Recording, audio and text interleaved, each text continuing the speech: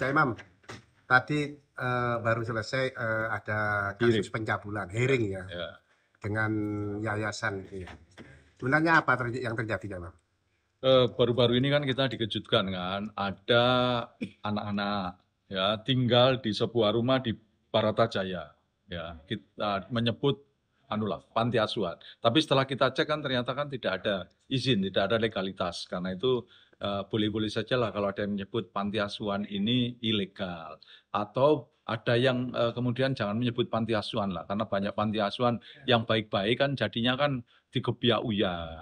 Kalau saya yang seperti itu tidak perlu diperpanjang perdebatan bahwa Pemkot gagal mengawasi ya tadi itu apakah itu panti asuhan legal, karena panti asuhan legal belum tentu juga tidak terjadi kasus-kasus serupa pelecehan seksual, tapi kita kembali ke membatasi yang terjadi di Baratajaya. Kalau menurut saya Pemkot gagal melindungi anak-anak di Surabaya. Terkait dengan Pemkot gagal melindungi anak-anak Surabaya, belakangan ini tahun kemarin kalau nggak salah, Surabaya kan dapat predikat Surabaya Kota Layak Anak. Kalau dikaitkan, kita ini kan sering ya Imam turun ke bawah, diajak jenengan untuk sidak. Ternyata kasus masalah anak ini kan terus bermunculan di Surabaya. Menurut Cak Imam sendiri bagaimana melihat ini? Ya, tentu harus diantisipasi lah. Perangkat sudah ada, anggaran juga sudah disediakan. Bahkan Pemkot juga menerima penghargaan kota layak dan ramah anak ya. Kelasnya kelas utama, ini tidak main-main ini. Karena itu ini harus jadi bukan beban sebetulnya, pembuktian lah. Kalau sudah mendapat penghargaan seperti itu, harusnya pemerintah kota dan seluruh perangkatnya sampai yang ada di bawah.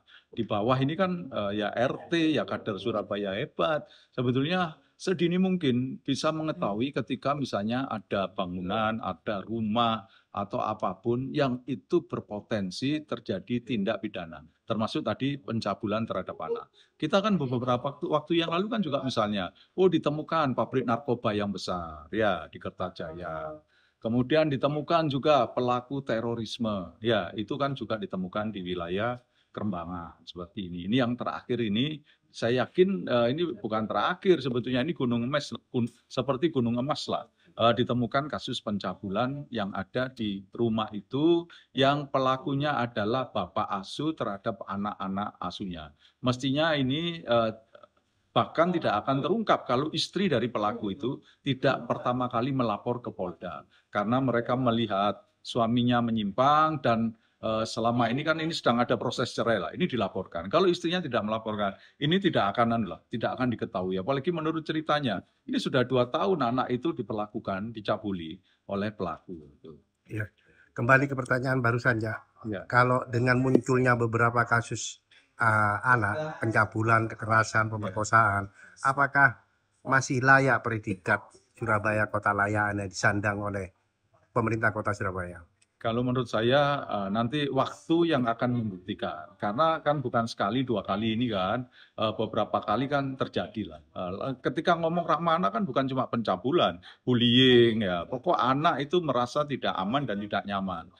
Kalau itu bisa dibuktikan ya layak. Tapi kalau kemudian masih banyak kasus terjadi, menurut saya ini patut dievaluasi. Karena mohon maaf, predikat atau penghargaan itu penting, tapi yang lebih penting adalah fakta di lapangan. Saya khawatir dan saya mudah-mudahan lah pemerintah ini ya jangan terlalu yang dikejar adalah misalnya penghargaan, sebutan-sebutan yang itu kemudian dicarikan supaya menang gitu ya. Misalnya biasalah umum kayak gitu. Mau ada lomba ini, wah diapi. Mau ada lomba ini dibikin aturan-aturan. Sehingga aturan-aturan itu ada poinnya sendiri. Kalau yang seperti itu untuk apa? Lebih baik menurut saya tidak dapat penghargaan ya.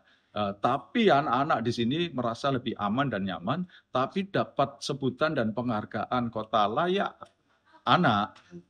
Masih banyak kejadian-kejadian yang itu menyebabkan anak-anak merasa tidak aman dan nyaman di tempat tinggalnya saat ini. Berarti apa yang terakhir ini Cak, yang harus ditekankan ke pemerintah Kota Surabaya agar kasus anak ini terus berkurang? Ya, harus turun sampai ke bawah, memeriksa. Saya kan selalu mengatakan, jangan hanya misalnya melakukan operasi justisi.